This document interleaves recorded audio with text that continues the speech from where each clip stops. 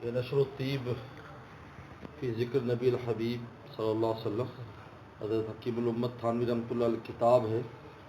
ساتویں فصل پڑھی جاتی ہے جو یوم ماہ سنہ وقت مکان ولادت شریفہ۔ یوم و تاریخ سب کے اتفاق دوشنبہ تھا، یعنی پیر کا دن تھا۔ تاریخ میں اختلاف ہے کہ 8ویں یا 12ویں کذاب شمامہ۔ ماہ سب کے اتفاق کہ ربیع الاول تھا۔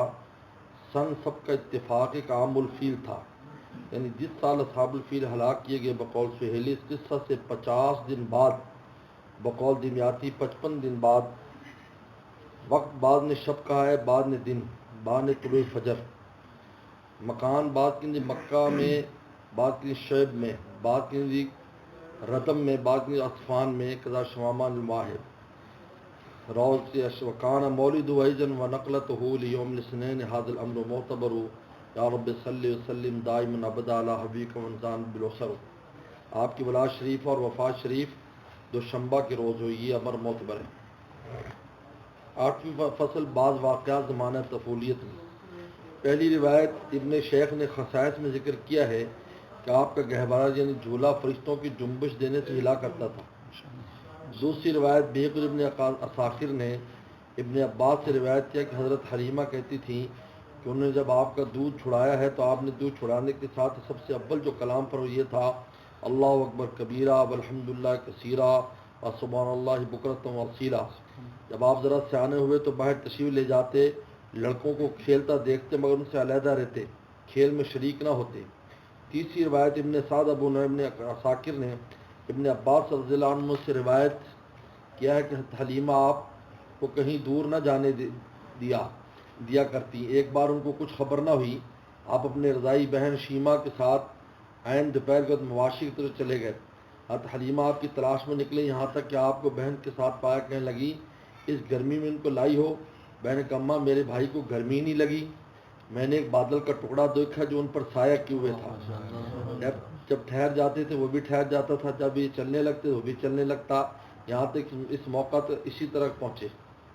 قذاف المواہب۔ چوتھی روایت حضرت حلیمہ سعدیہ رضی اللہ تعالیٰ سے رضی اللہ عنہا سے روایت ہے کہ میں طائف سے بنی سعد کی عورتوں کے ہمراہ دودھ پینے والے بچوں کی تلاش میں مکہ کو چلی، اور اس قبیلہ کا یہی کام تو اس سال سخت قحط تھا۔ میری گود میں میرا ایک بچہ تھا مگر اتنا دودھ نہ تھا کہ اس کو کافی ہوتا، رات بھر اس کے چلانے سے نیند نہ آتی، اور نہ ہماری اونٹنی کے دودھ ہوتا کہ میں ایک دراز گوشت پر سوار تھی جو غائط لاغری سے سب کے ساتھ نہ چل سکتا تھا۔ ہمراہی بھی اسی سے تنگ آ گئے تھے۔ ہم مکہ آئے تو رسول اللہ صلی اللہ علیہ وسلم جو عورت کو دیکھتی اور سنتی کہ آپ یتیم ہیں کوئی قبول نہ کرتی، کیونکہ زیادہ انعام اکرام کی توقع نہ تھی، اور اگر ان کو دودھ کی کمی کے کوئی بچہ نہ ملا۔ میں نے اپنے شوہر سے کہا یہ تو اچھا نہیں معلوم ہوتا کہ میں خالی جاؤں، میں تو اس یتیم کو لاتی ہوں۔ شوہر نے کہا بہتر، شاید اللہ تعالیٰ برکت کرے۔ گھر میں آپ کو لے آئی، جب اپنی فرودگاہ پر لائی اور گود میں لے کر دودھ پلانے بیٹھی، دودھ اس قدر اترا کہ آپ اور آپ کے رضائی بہن خوب آسودہ ہو کر پیا اور آسودہ ہو کر سو گئے۔ میرے شوہر نے جو اونٹنی کو جا کر دیکھا وہ تمام دودھ ہی دودھ سے بھرا تھا۔ عرض اس نے دودھ نکالا اور ہم سب نے خود سیر ہو کر پیا اور رات بڑے آرام سے گزری، اس کے قبل سونا میسر نہیں ہوتا تھا۔ شوہر کہنے کہ حلیمہ تو بڑی برکت والے بچے کو لائی ہے۔ میں نے کہا ہاں مجھ کو بھی یہی امید ہے۔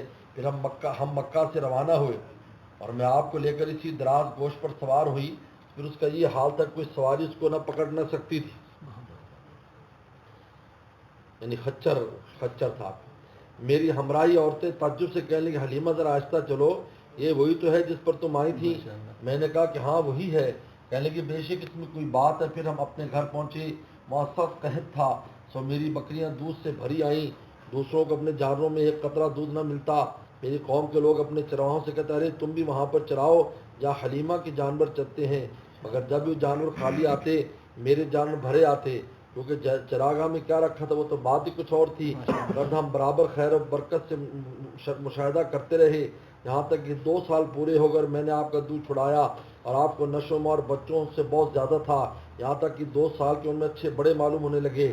پھر ہم آپ کو آپ کی والدہ کے پاس لائے، مگر آپ کی برکت کی وجہ سے ہمارا جی چاہتا تھا کہ آپ اور رہیں، اس لیے آپ کی والدہ سے اصرار کر کے وبائے مکہ کا بہانے سے پھر اپنے گھر لے آئے۔ سو چند ہی مہینے بعد ایک بار آپ اپنے رضائی بھائی کے ساتھ مواشی میں پھر رہے تھے، یہ بھائی دوڑ تو آیا اور مجھ سے اور اپنے باپ سے کہا میرے قریشی بھائی کو 2 سفید کپڑے والے آدمیوں نے پکڑ کر لٹایا اور شکم چاک کیا. میں اسی حال میں چھوڑ کر آیا ہوں. ہم دونوں گھبرائے ہوئے گئے, دیکھا کہ آپ کھڑے ہیں مگر رنگ خوف سے متغیر ہے. میں پوچھا بیٹا کیا تھا؟ اور میں 2 شخص سفید کپڑے پہنے ہوئے آئے, مجھ کو لٹایا, پیٹ چاک کے اس میں کچھ ڈھونڈ کر نکالا, معلوم نہیں کیا تھا. ہم آپ کو اپنے ڈیرے پر لائے. شوہر نے کہا حلیمہ اس لڑکے کو آسیب کا اثر ہوا ہے, قبل اس کے زیادہ ظہور ہو ان کے گھر پہنچائیں. والدہ کے پاس لے کر گئی, کہنے لگی تو اس کو رکھنا چاہتی تھی, پھر کیوں لے آئی؟ میں نے کہا خدا کے فضل سے ہوشیار ہو گئے ہیں اور میں اپنی خدمت کر چکی, خدا جانے کیا اتفاق ہوتا ہے اس لیے لائی ہوں. انہیں فرمایا یہ بات نہیں, سچ بتلا. میں نے سب قصہ بیان. کہنے لگی تجھ کو ان پر شیطان کا اثر کا اندیشہ ہوا؟ میں نے کہا ہاں. کہنے لگی ہرگز نہیں واللہ, شیطان کا ان پر کچھ اثر نہیں ہو سکتا, میری بیٹی کی خاص شان ہے. پھر انہوں نے بعض حالات حمل ولادت کے بیان کی جو 5ویں فصل 2 اور 3 اور 6 میں بیان ہو چکے ہیں. اچھا ان کو چھوڑ دو اور خیریت کے ساتھ جاؤ. قذا فی سیرۃ ابن ہشام. اس روایت میں متعدد واقعات پر کرامات مذکور ہیں جیسے کہ ظاہر ہے, اور حلیمہ کی اس لڑکے کا نام عبداللہ ہے. یہ انیسہ اور جزامہ کے بھائی ہیں. یہ جزامہ شیمہ کے نام سے مشہور ہیں. یہ سب اولاد حارث بن عبدالعزیٰ کی جو شوہر ہیں حلیمہ کے, قذا فی زاد المعاد. اور بعض اہل علم نے ان سب کی ایمان لانے کی تصریح کی ہے. 5ویں روایت محمد بن اسحاق نے ثور بن یزید سے اس بار کے شق صدر کا واقعہ مرفوع ذکر کیا کہ وسلم نے ارشاد فرمایا کہ ان 2 سفید پوش شخصوں میں سے ایک نے دوسرے کہا کہ ان کو اور ان کی امت کے 10 آدمیوں کے ساتھ وزن کرو. جب وزن کیا تو میں بھاری نکلا, پھر اسی طرح 100 کے ساتھ, پھر 1000 کے ساتھ وزن کیا, پھر کہا بس کرو واللہ اگر ان کی تمام امت سے وزن کرو گے تب بھی یہی وزن ہی نکلیں گے. اس جملہ میں آپ کو بشارت سنا دی کہ آپ نبی ہونے والے ہیں, اور آپ شق صدر اور قلب اطہر کا دھلنا 4 بار ہوا. ایک تو ہی مذکور ہوا, دوسری بار عمر 10 سال یا صحرا میں ہوا تھا, تیسری بار بوقت بعثت کی بماہ رمضان غار ہرا میں, چوتھی بار شب معراج میں, 5ویں ثابت نہیں ہے. شاہ عبدالعزیز قدس سرور نے سورہ تفسیر سورہ النشرہ میں اس کے متعلق لکھا ہے کہ پہلی بار کا شک کرنا اس لیے تھا کہ آپ کے دل سے حب لہو و لعب جو لڑکوں کے دل میں ہوتی نکال لیں. دوسری بار اس لیے کہ جوانی میں آپ کے دل میں رغبت ایسے کاموں کی جو مقتضی جوانی خلاف مرضی الہی سرزد ہوتی نہ رہے. تیسری بار اس لیے کہ آپ کے دل کو طاقت مشاہدہ عالم ملکوت اور لاہوت کی ہو. 6 روایت آپ پستان راست کا شیر پیا کرتے اور پستان چپ یعنی دائیں طرف پستان پیتے تھے. والدہ کا بائیں چپ جو ہے اپنے بھائی رضائی یعنی حلیمہ کے بیٹے کے لیے ہمیشہ چھوڑ دیتے تھے. ایسا عدل آپ کی طبیعت میں تھا, اور لڑکپن میں کبھی آپ نے بول و برات کپڑے میں نہیں کیا, بلکہ دونوں کے وقت مقرر آپس رکھنے والے آپ کو جائز ضرورت میں اٹھا کر پیشاب کرا لیتے, اور کبھی ستر آپ کا برہنہ نہ ہوتا, اور جو کپڑا اتفاق نوٹ جاتا تو فرشتے فوراً ستر چھپا دیتے. ایک بار اپنے بچپن کا واقعہ خود حضور صلی اللہ علیہ وسلم ذکر فرمایا کہ میں ایک بار بچوں کے ساتھ پتھر اٹھا کر لا رہا تھا, اور سب اپنی لنگی اتار کر گردن پر پتھر کے نیچے رکھے ہوئے تھے. میں نے بھی ایسا ہی کرنا چاہا, کیونکہ اتنے بچپن میں انسان مکلف بھی نہیں ہوتا, تباً عرفن بھی ایسے بچے سے ایسا برخلاف حیا نہیں سمجھا جاتا. دفتر غیر سے زور سے ایک دھکا لگا, یہ آواز ہے کہ اپنی لنگی باندھو. بس میں نے فوراً باندھ لی اور گردن پر پتھر لانے شروع کیے. 7ویں روایت ابن اساکر نے حلیمہ بن عرفہ سے روایت کیا ہے کہ میں مکہ معظمہ پہنچا اور وہ لوگ سخت قحط میں تھے. قریش نے کہا اے ابو طالب چلو پانی کی دعا مانگو. ابو طالب چلو, ان کے ساتھ ایک لڑکا تھا اس قدر حسین جیسے بدلی میں سے سورج نکلا ہو. یہ لڑکے جناب رسول اللہ صلی اللہ علیہ وسلم تھے جو خود ابو طالب کی پرورش میں تھے.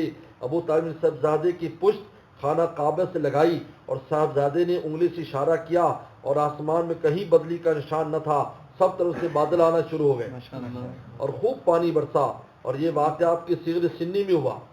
8ویں روایت ایک مرتبہ آپ ابو طالب کے ساتھ 12 برس کی عمر میں سفر تجارت شام کو گئے.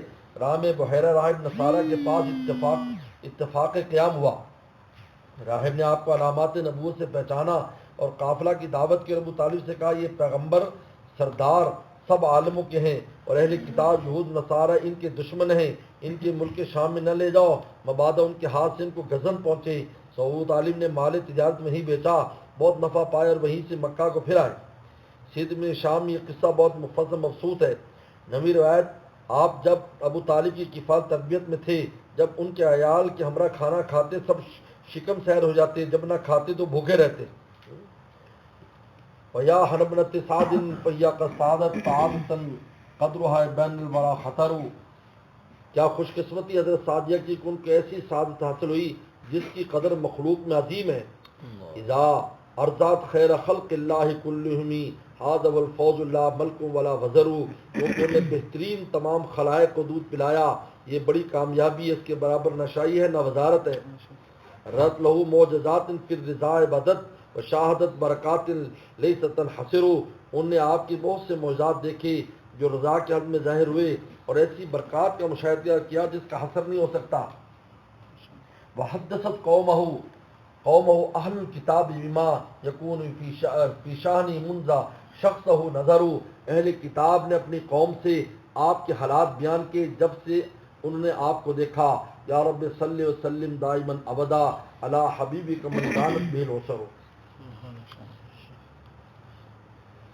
اللهم لك الحمد كما انت صلى على محمد كما انت اهله واغفر بنا كما انت اهله انك انت التقوى والمغفرة.